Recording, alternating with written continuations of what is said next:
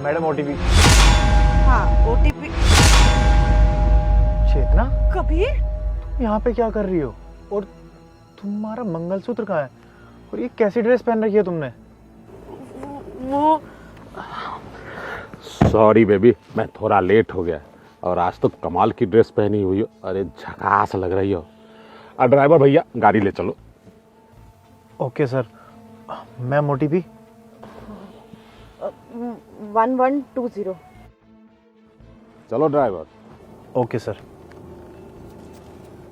जानती हो बेबी, आज तुम्हारे लिए ऐसा सरप्राइज रखा हूँ, एक बार देख लोगी ना तुम्हारी खुशी का ठिकाना नहीं रहेगा। हाँ, मजा आ जाएगा तुम्हें देख के। वैसे सर एक बात पूछूं? हाँ हाँ पूछ लो भाई, क्या बात है? क्या लगती है आपकी ये मेरी गर्लफ्रेंड है। वैसे मैं शादीशुदा हूँ, बीवी बच्चे वाला हूँ, लेकिन इस उम्र में भी देखो इतनी ब्यूटीफुल लड़की खुशी खुशी मेरी बाहों में आ रही है। वो तो तुमने सुना ही होगा ना बीवी ना बच्चा, ना बाप बड़ा ना भैया। The whole thing is that भैया, सबसे बड़ा रुपया। और पैसे की पावर तो तुम जानते ही हो। सही कह रहे हैं आप। वैसे सर कितना टाइम हो गया होगा आपको साथ में? वैसे सही से तो याद नहीं है, लेकिन बेबी मुझे लगता है कि 6 महीने से तो है हम लोगों का रिलेशन, है ना? 6 महीने हो गए भैया। जानती हो बेबी, आज मैंने 5 स्टार होटल में तुम्हारे लिए, सिर्फ तुम्हारे लिए एक स्वीट रूम बुक किया और आज मैं तुझे ऑफिशियल प्रपोज भी करने वाला हूँ। और इस बात की घोषणा मैं ऑफिस में भी कर दूंगा कि ये तुम्हारी भैया नई मालकिन है। हाँ, इनसे जरा संभाल के बात करे, तुम्हें इज्जत दे, ठीक है? अच्छा लगा ना तुम्हें? और रही बात तुम्हारे पति की, अरे उसका टेंशन मत लो, मैं वकील से बात कर लिया हूँ और तुम्हारे पति का डाइवोर्स करवा दूंगा। उसके बाद तो हम लोग बेफिक्र मिला करेंगे। अरे बोलती क्यों नहीं है तुम, इतना शांत क्यों? क्या हुआ? ये सारी बातें ये ड्राइवर के सामने करने की क्या जरूरत है? शांत रहो ना थोड़ी देर, मत बोलो ये सब। अरे आप कर सकते हो बात, इट्स ओके। वैसे भी अगर प्यार किया है तो खुल्लम खुल्ला होना चाहिए ना, तो आप कर सकते हो बात। सर ये जो आपकी गर्लफ्रेंड है, ये अपने पति को तलाक देने वाली है क्या? अरे तलाक नहीं भी देना चाहेंगी ना, मैं दिलवा दूंगा ना, क्योंकि ये अब मेरी है, इसको मैं किसी और को थोड़ी होने दूंगा। और तुम्हें पता नहीं है, अरे इसका पति ना ये एक नंबर का भिखारी है। भिखारी के झोली में ऐसी अनमोल नगीना आ गई, उस भिखारी को तो इसकी कदर ही नहीं है। अरे असली नगीना की परख मुझे है। हाँ, इसे तो मैं अपनी पलकों पे बैठा के रखूंगा, अपनी रानी की तरह। अरे महारानी बनाऊंगा इसे मैं। हाँ, मैंने बोला ना ड्राइवर से ज्यादा बात करने की जरूरत नहीं है, और तुम अपना काम करो, गाड़ी चलाने पे ध्यान दो तुम। ओ भैया, तुम्हें लगता है कि हमारी प्रेम भरी बातें सुनने में अच्छी लगती है, इसलिए तुम ड्राइविंग सही से नहीं कर रहे हो और मेरी बातों पे ध्यान दे रहे हो। चुपचाप गाड़ी चलाओ, समझे? आप दोबारा टोकना मत, मैं जरा बिजी हूँ। Okay sorry sir. वैसे सर आपको नहीं लगता कि आप गलत कर रहे हो? क्योंकि आप भी शादीशुदा हो, ये मैडम भी शादीशुदा है, आप अपनी बीवी को धोखा दे रहे हो, ये अपने पति को धोखा दे रही है, तो ये कितना गलत है?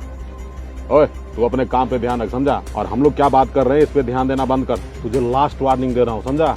अगर अब दोबारा तू हमारे बीच में इंटरप्ट किया ना तो तेरी कंप्लेन कर दूंगा कंपनी से। अब बेबी मैं क्या कह रही थी, हम ये ना कैब भी कैंसिल कर देते हैं, हम दूसरी कैब कर लेते हैं। अरे बेबी आ तो गया ये 5 स्टार होटल, अब कहाँ इतनी दूर के लिए मैं दूसरी कैब करूँ? थोड़ी देर धीरज रख लो ना, उसके बाद तो मस्ती मस्ती।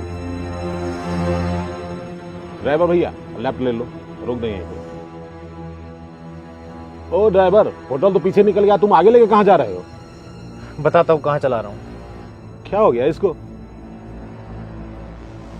गाड़ी से नीचे आओ जरा। तेरी इतनी हिम्मत, तू मुझसे बदतमीजी करेगा? गाड़ी से बाहर है, चला।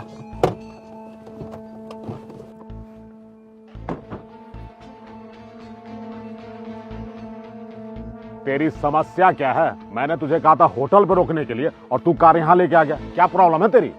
समस्या तो ये बताएगी, क्योंकि ये तेरी गर्लफ्रेंड नहीं, ये मेरी बीवी है। तुम्हें शर्म नहीं आई?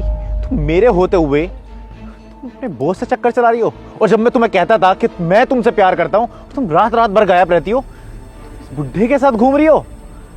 तुम्हें पता है, आज तक जो तुमने कहा है ना, मैंने चाहे कहीं से उधार मांग के लाके दिया हो तुम्हें, बट कभी किसी चीज के लिए मना नहीं किया।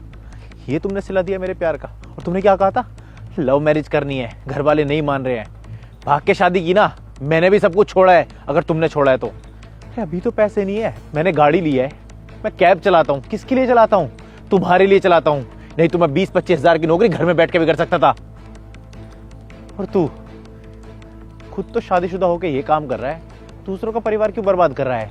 पैसे के रोब का एहसास उस दिन तुझे होगा जिस दिन तेरी बेटी ना कुछ ऐसा काम करेगी कि तू सर उठाने लायक नहीं रहेगा, समझा तू? अरे भैया, तो इसमें मेरी क्या समस्या है? एक बात बताओ, तुम अपनी बीवी को तो संभाल नहीं पाते, तुम उसकी जरूरत तो पूरा नहीं कर पाते। अगर वो अपनी जरूरत के लिए मेरे पास आती है तो क्या मैं ऐसी हसीन गुड़िया को ऐसे ही जाने दूं? हाँ? सही कह रहे हो सर आप, मेरी गलती है। जब अपना ही सिक्का खोटा हो तो दूसरों को ब्लेम करने का कोई फ़ायदा नहीं है। मैं आज बहुत खुश हूँ। मैं बहुत दिन से ना ओवर थिंकिंग कर रहा था कि मैं इसे इतना प्यार करता हूँ, इसका इतना साथ देता हूँ। कबीर, आई एम सॉरी, मुझे पता है मैंने बहुत बड़ी गलती करी है, प्लीज़ मुझे माफ़ कर दो। अरे ये तो अच्छी बात है ना कि हमारे चक्कर के बारे में तुम्हारे पति को पता चल गया। अरे ऐसे भी डाइवोर्स होने ही वाला था, जल्दी डाइवोर्स करवा देता हूँ और फिर हम दोनों फिर ऐश करेंगे जिंदगी में। सर प्लीज़ आप यहाँ से जाइए, मेरी लाइफ पहले ही बहुत बर्बाद हो चुकी है और मुझे मेरे पति को डाइवोर्स नहीं देना है। तुम इसके लिए मुझे छोड़ रही हो? मुझे? वेरी गुड, तो कान खोल के सुन लो, कल से तुम्हें ऑफिस आने की जरूरत नहीं है। You are fire, okay? कभी आई एम रियली सॉरी, मुझे पता है मैंने जो ये गलती करी है माफ़ करने के लायक नहीं है। मैंने तो ट्रस्ट किया था और तुमने वो ट्रस्ट ख़त्म ही कर दिया यार। वैसे मुझे आज एक बात का एहसास हो गया है कि प्यार चाहे कितना भी गहरा क्यों ना हो, पैसे से ज़्यादा कभी नहीं हो सकता। Thank you so much. और हाँ, मैं डाइवोर्स के पेपर भेज दूंगा। कबीर मेरी एक बार बात सुनो। कबीर